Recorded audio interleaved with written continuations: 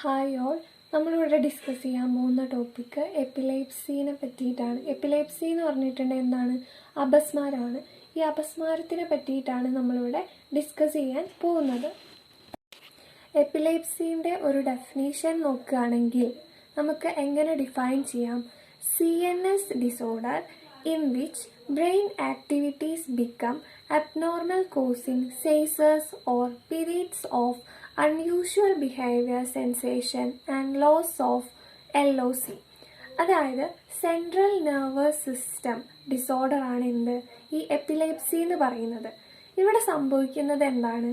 നമ്മുടെ ബ്രെയിനിൽ ഒരുപാട് ഇലക്ട്രിക്കൽ ആക്ടിവിറ്റി നടക്കുന്നുണ്ട്, ന്യൂറോൺസുകൾ തമ്മിൽ നടക്കുന്നുണ്ട്.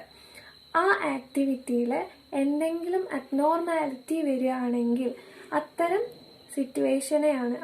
സിറ്റുവേഷൻസ് എപ്പിലെപ്സിയിലേക്ക് അല്ലെങ്കിൽ അപസ്മാരത്തിലേക്ക് ലീഡ് ചെയ്യുന്നു.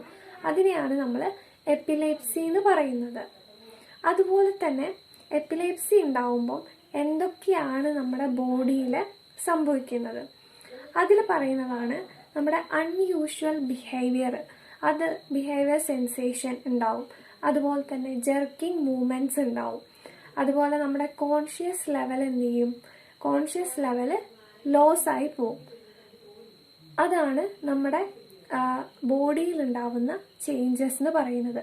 പിന്നെ കോസസ് പറയുകയാണെങ്കിൽ ഇഞ്ചറി ഉണ്ടാവുമ്പോൾ, അതായത് ആക്സിഡൻസ് ഒക്കെ സംഭവിച്ച ഇഞ്ചറി ഉണ്ടാവുമ്പോൾ എന്തുണ്ടാവും?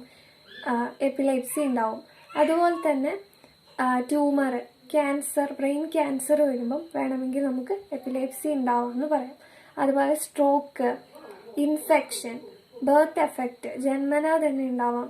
അതുപോലെ ജനറ്റിക്സ് പരമായിട്ടും എന്തുണ്ടാവാം? എപ്പിലെപ്സി ഉണ്ടാവാം.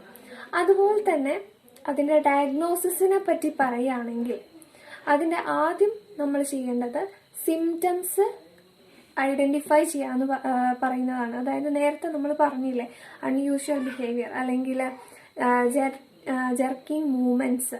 അപ്പോൾ ഇത്തരത്തിലുള്ള സിംറ്റംസ് ഒക്കെ ഐഡൻറ്റിഫൈ ചെയ്യാം.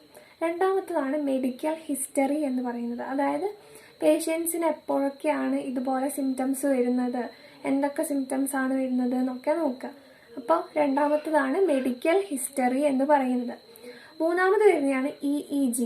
അതായത് ബ്രെയിനിൻ്റെ ഇലക്ട്രിക്കൽ ആക്ടിവിറ്റി എന്ത് ചെയ്യുക, മെഷർ ചെയ്യുന്ന ഒരു ചാർട്ടാണ് EEG എന്ന് പറയുന്നത്.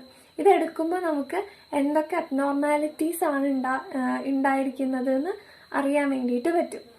അടുത്തതാണ് ജനറ്റിക് ടെസ്റ്റിംഗ്. ലാസ്റ്റ് വണ്ണാണ് ജനറ്റിക് ടെസ്റ്റിംഗ്. അപ്പോൾ ഇത്രയാണ് അതിൻ്റെ ഡയഗ്നോസിസിനെ പറ്റി പറയുന്നത്.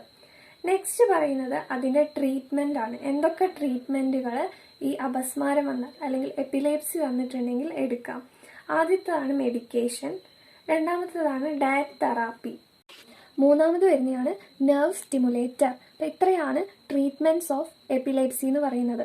അപ്പോൾ നമ്മൾ എപ്പിലെപ്സി എന്താണെന്ന് പറഞ്ഞു, അതിൻ്റെ കോസസ് പറഞ്ഞു, ഡയഗ്നോസിസ് പറഞ്ഞു, അതിൻ്റെ ട്രീറ്റ്മെൻറ്റ്സ് പറഞ്ഞു.